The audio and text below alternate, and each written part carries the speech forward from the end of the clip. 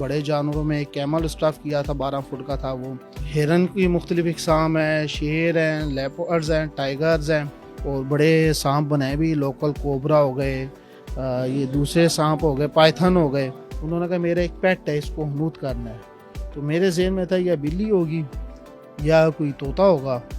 वो जब गया वो आगे उन्होंने एक डोंकी का एक रखा था, कहती जी ये है। जैसे शुतुरमुर्ग है, छोटा परिंदा हैमिंग बर्ड है। कभी ऐसा हुआ है कि कोई दूसरी कम्युनिटी से अपनी लाश भी हनूत करवाने आया हो? अस्सलामुअलैकुम, मैं हूं आपकी मेज़बान रुबाब मलिक और आप देख रहे हैं डिजिटल पाकिस्तान। नाजरीन, आज हम आपको मिलवाने जा रहे हैं एक ऐसी शख्सियत से जो मरने के बाद भी मुर्दा जानवरों और परिंदों को हमारी आंखों से ओझल नहीं होने देते। जहांगीर खान जदून और इनका खानदान पिछले 100 बरस से मुर्दा जानवरों और परिंदों को हनूत करके महफूज किए हुए है। पाकिस्तान में ये कदीमी फ़न किस तरह आया और अभी तक कैसे चल रहा है और इसको किस तरह से सरअंजाम दिया जाता है, इनसे जानते हैं गुफ्तगू करके। जी अस्सलाम वालेकुम। वालेकुम अस्सलाम। सर बताइएगा, क्या हाल है आपका? शुक्र अल्लाह का, अल्हम्दुलिल्लाह। सर, ये कदीमी मिस्री फ़न जो हज़ारों साल पहले शुरू हुआ, ये पाकिस्तान में किस तरह से मुतारिफ कराया आपने? बेसिकली ये हनूत करी जो थी फ़िरौन से स्टार्ट हुई थी, क्योंकि अल्लाह ने वो दुनिया के लिए एक दिखाना था।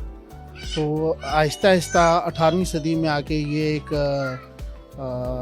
जदीद तहकीक हो गई इसके ऊपर, तो मुख्तलिफ केमिकल ज़्यादा बढ़ते गए, तो अब आके वो केमिकल और ज़्यादा इम्प्रूवमेंट पे आ गए हैं। और बेसिकली मेरे दादा ने ये काम स्टार्ट किया था और वो लाहौर ज़ू में एम्प्लॉय थे। मेरे नाना और दादा दोनों लाहौर ज़ू के एम्प्लॉय थे। तो ये 1918 की बात है। तो वो बड़ों से हमने यही सुना था कि जब ज़ू का एक हिरन मरा तो वो बड़े सिंगों वाला था, 12 सिंगा वो था। तो उन्होंने कहा क्यों ना इसको हनूत किया जाए। तो उसको उन्होंने पुराने वक्तों में ये होता था, अभी भी कुछ एरियो में होता है कि बाज़ औक़ात गाय का बच्चा मर जाता है तो दूध देने वाले गाय का, तो उसमें ना भूसा भर के उसको भर दिया जाता है। तो उन्होंने भी उस हिरन के साथ वही किया। तो वक्त के साथ साथ ये होता गया कि उन्होंने उस काम को बाकायदा आगे बढ़ाना चाहा और आहिस्ता आहिस्ता उन्होंने वो अपने बच्चों में वो फ़न दिया। यानी मेरे ताया को उन्होंने ये काम सिखाया, मेरे ताया ने वाले साहब को सिखाया और वाले साहब ने आगे हमें ये फ़न सिखाया। सर, अभी तक कितने जानवर परिंदों को आप हनूत कर चुके हैं? बहुत से मुख्तलिफ नस्लें हैं जो हनूत कर चुका हूँ, जिसमें हिरन की मुख्तलिफ इकसाम है, शेर हैं, लेपर्ड्स हैं, टाइगर्स हैं और मुख्तलिफ बहुत से परिंदे हैं। जैसे शुतुरमुर्ग है, छोटा परिंदा हैमिंग बर्ड है, मुख्तलिफ टाइप की हर टाइप के परिंदे अल्हम्दुलिल्लाह स्टफ़ कर चुके हैं। सबसे बड़ा जानवर जो अभी तक आप स्टफ़ कर चुके हैं वो कौन सा गुजरा? सबसे बड़ा जो है वो है जिराफ का हेड है जो स्टफ़ किया था। उसके अलावा बड़े जानवरों में एक कैमल स्टफ़ किया था, 12 फुट का था वो। और उसके बाद हिरनों में अगर देखा जाए तो हिमालयन आइबेक्स था, वर्ल्ड रिकॉर्ड, वो स्टफ़ किया था। मुख्तलिफ बहुत से जानवर स्टफ़ किए थे। तो कभी ऐसा हुआ है कि कोई अपना पालतू जानवर या परिंदा आपसे स्टफ़ कराने आया? बहुत दफ़ा ऐसा होता है कि ज़्यादातर लोगों ने एज अ पेट रखे होते हैं तो वो हनूत करवाने लेके आते हैं। तो जिसमें तोते होते हैं, बिल्लियाँ होती हैं, कुछ दूसरे बर्ड्स होते हैं जो उन्होंने शौकिया रखे होते हैं, तो वो उनको हनूत करवाने लेके आते हैं। सर, बतौर मुसलमान हम तो अपनी जो मैयत है उसको दफना देते। कभी ऐसा हुआ है कि कोई दूसरी कम्युनिटी से अपनी लाश भी हनूत करवाने आया हो?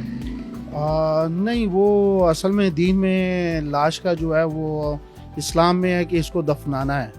तो अगर आ भी जाए तो हम तो नहीं करेंगे क्योंकि दीन में नहीं है हमारा। तो सर, हनूत करने के लिए जो आप इज्साम लाते हैं वो किस तरह से आपको मिलते हैं? उसका ये होता है कि कुछ होते हैं कि लोगों ने प्राइवेट बर्ड फार्म बनाए हुए हैं, एनिमल्स रखे हुए हैं, परिंदे रखे, उनके जो मर जाते हैं वो उनको हनूत करवाने ले आते हैं। और कुछ लोगों ने शौकिया वगैरह घर में रखे होते हैं, वो उनको करवाते हैं। और शिकार के सीज़न में कुछ लोग लीगर जो हंटिंग करते हैं वो उसको हनूत करवाने लेके आते हैं, जो उनको अच्छा लगता है। कभी ऐसा हुआ है कि किसी जिंदा को आपने खुद मार के उसको हनूत किया? नहीं, कभी ऐसा नहीं हुआ। शिकार जो एक है वो एक अलहदा चीज़ है। यानी इन केस कोई परिंदा या जानवर ऐसा होता है जो बच नहीं पाता, यानी डॉक्टर उसको वो कह देते हैं, तो वो तड़पने से बेहतर होता है उसको छुरी, यानी अगर वो हलाल परिंदा है, जैसे कोई मुर्गी हो गई, कोई मुर्गा भी हो गई, कोई दूसरा परिंदा जो हलाल है, तो उसको ज़िबा किया जा सकता है, लेकिन अगर कोई हराम चीज़ है तो उसको मार के स्टफ़ नहीं किया जाता। कभी ऐसा इत्तेफाक हुआ कि सांपों को हनूत किया हो? जी, बड़ी दफ़ा इत्तेफाक हुआ है और बड़े सांप बनाए भी, लोकल कोबरा हो गए, ये दूसरे सांप हो गए, पाइथन हो गए, पाइथन स्टफ़ किए हैं बड़े। सर, इस हनूतकारी के अमल में कितना खर्चा आ जाता है, मतलब बड़े से बड़े जानवर या छोटे से छोटे करने में, और किस तरह के केमिकल्स इस्तेमाल किए जाते हैं या रोज़मर्रा की चीज़ों से ही कर लिए जाते हैं? इसका ये होता है कि हर परिंदे की एक अलहदा कॉस्ट आती है। कम से कम जो छोटा परिंदा होता है एक अच्छे मटीरियल में अगर बनाना है तो उसके ऊपर 1000 रुपये उसका ख़र्चा है, और बड़े से बड़ा अगर देखा जाए तो वो लाख रुपए से ऊपर तक का उसका ख़र्चा आ जाता है, क्योंकि मटीरियल के ऊपर डिपेंड करता है कि उसकी कंडीशन परिंदे की क्या और उसकी मटीरियल की कॉस्ट क्या है। कुछ लोग होते हैं वो कहते हैं जी सस्ते वाला हो जाए, कुछ होते हैं वो कहते हैं अच्छे वाला हो जाए। जिस तरह का मटीरियल होता है चीज़ उस तरह की उसके ऊपर ख़र्चा आ जाता है। तो आपके पास अभी इस तरह के जानवर या परिंदे भी मौजूद हैं जो अब एक्सटिंक्ट हो चुके हैं या अब उनकी नस्ल पाकिस्तान या दुनिया में नहीं पाई जाती? कुछ परिंदे ऐसे हैं जो ख़तरे से दो चार हैं, लेकिन वो ऐसा होता है कि वो सरकारी इदारों के लिए बनाए जाते हैं क्योंकि वो उनके पास ही आते हैं, तो उनके लिए स्टफ़ करके वो उन्हीं के म्यूज़ियम में रखे जाते हैं। मतलब अगर सरकारी काम के लिए भी कोई परिंदा या जानवर चाहिए वो आपसे कांटेक्ट करते हैं? उसमें ये होता है कि जो गवर्नमेंट की चीज़ होती है वो जब मर जाती है तो बाद अज पोस्टमार्टम वो दी जाती है और उसको हनूत करके वापस वो उनके म्यूज़ियम में रखा जाता है। कुछ ऐसा होता है यूनिवर्सिटियों में भी उनको कोई परिंदा डेड मिल जाता है, एज आ सर्वे उनको कोई चीज़ मिल जाती है तो वो उसको भी स्टफ़ करवा के म्यूज़ियम में रख देते हैं ताकि स्टूडेंट की नॉलेज में इजाफा हो सके, क्योंकि कुछ परिंदे जानवर ऐसे हैं जिनका लोगों को कभी नॉलेज ही नहीं है और उन्होंने अभी तक उनको देखा भी नहीं। कभी ऐसा वाक़या हुआ कि आपको हनूतकारी करते हुए खौफ या डर महसूस हुआ हो? नहीं, असल में बचपन से ही जानवरों परिंदों को देखा है, तो ज़िंदा को भी देखा है, तो कभी उस हिसाब से कभी कोई खौफ नहीं आया। और कभी कोई ऐसा अजीबोगरीब वाक़या हुआ है कि कोई फ़नी सी चीज़ आ गई हो कि इसको हनूत करके दें? बहुत एक था, वो एक लेडी आई थी, वो एक शौक के लिए एक डोंकी लेके आई थी। उन्होंने कहा मेरा एक पेट है, इसको हनूत करना है। तो मेरे ज़हन में था या बिल्ली होगी या कोई तोता होगा। वो जब गया वो आगे उन्होंने एक डोंकी का एक रखा था, कहती जी ये है, तो उनका शौक था, उनकी खातिर वो बनाना पड़ा। आपने डोंकी को स्टफ़ किया है फिर? बस उनके शौक की खातिर बनाया था, वो एक किस्म का पहला और आखिरी था। सर, जैसे ये इल्म आपके दादा से आप में मुंतकिल हुआ, कि आप अपनी अगली नस्लों में भी इसी तरह इसको जारी रखेंगे?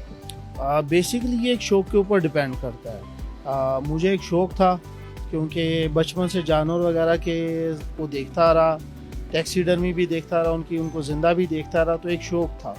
तो उस चक्कर में अगर आगे उनको शौक हुआ वो करना चाहेंगे तो उनको दूंगा और देना भी चाहिए ताकि वो बड़ों की एक विरासत साथ लेके जा रहे हैं। सर, अगर ख़ानदान से बाहर कोई इसको सीखना चाहे तो आप उसको सिखा देंगे? बिल्कुल, वालिद साहब भी सिखाते थे और अभी भी बाज़ औक़ात यूनिवर्सिटी वगैरह में कोई ट्रेनिंग वगैरह होती है स्टूडेंट्स के लिए तो उनको सिखाया जाता है, उनको बताया जाता है। बेसिकली ये काम 1-2 दिन का है नहीं, इसके ऊपर कम से कम अगर टाइम देखा जाए तो 6 से 7 महीने सही तरह लग जाते हैं, क्योंकि मैंने ख़ुद 3 साल तक स्किनिंग की थी खाली। अगर कोई हनूत शुदा जानवर आपसे हासिल करना चाहे तो आपसे किस तरह से रब्ता करें, वो हमें बता दीजिए।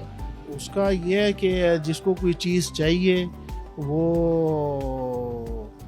अगर हमारे पास अवेलेबल है तो वो उनको दे सकते हैं, अगर जो अवेलेबल नहीं होगी वो नहीं दे सकते। अब हम आपसे रिक्वेस्ट करेंगे कि आप अपने ये हनूत शुदा जानवर और परिंदे हमें भी दिखाएं और हमारे नाजरीन को भी दिखाएं।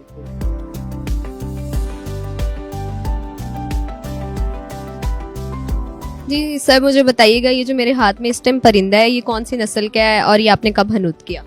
ये तकरीबन हफ्ता एक हो गया इसको हनूत किया हुआ है। ये काकाटू है जो तोते की नस्ल में आता है, और ये जो है ये डव की नस्ल है, क्रेस्टेड डव।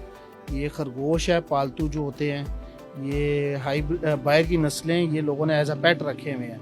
इसी तरह ये एक दगनी तीतर है, तीतरों की नस्लों में है लेकिन कैप्टिव ब्रीड है। और ये गोल्डन फेजेंट है, और वो हमारा कौमी परिंदा चकोर है, ये हमारा नेशनल बर्ड है चकोर। जी तो नाजरीन, हमने आपको मिलवाया जहांगीर खान जदून से, जो 100 साल से जानवरों को महफूज बनाए हुए है। अगर आप भी जानवरों और परिंदों के हनूतशुदा इत्साम हासिल करना चाहते हैं तो आप इनसे राब्ता कर सकते हैं। इसी के साथ इजाजत दीजिए रुबाब मलिक को और देखते रहिए डिजिटल पाकिस्तान। अल्लाह हाफिज।